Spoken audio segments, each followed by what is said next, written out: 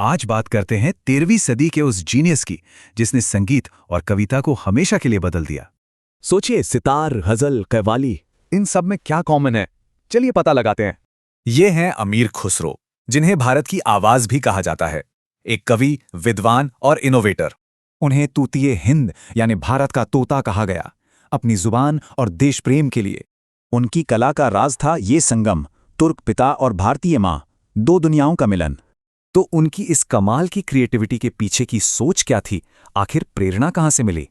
जवाब है सूफीवाद।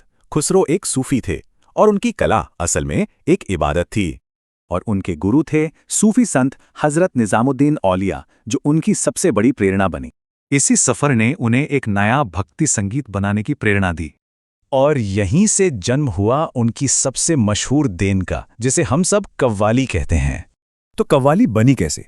देखिए, उन्होंने फारसी कविता, अरबी बनावट और भारतीय धुनों को मिलाया और जबरदस्त फ्यूजन से वो आवाज बनी जिसे आज हम सब कव्वाली के नाम से जानते हैं। इसमें एक कोरस होता है, एक लीड सिंगर और रूहानी टेक, यही इसकी पहचान है। पर खुसरो का कमाल सिर्फ कव्वाली तक ही नहीं था, उनके दूसरे इनोवेशंस भी देखते हैं। गजल को भारत में वही लाएं, तराना और सितार, इन दोनों का आविष्कार भी उन्होंने ही किया। म्यूजिकोलॉजिस्ट भी मानते हैं कि तराना पूरी तरह से खुसरो का ही आविष्कार था। उन्होंने भारत की वीणा को बदला और बनाया 3 तार वाला सितार। और यही सितार आगे चलकर आज का मॉडर्न सितार बना, जो क्लासिकल म्यूजिक की जान है।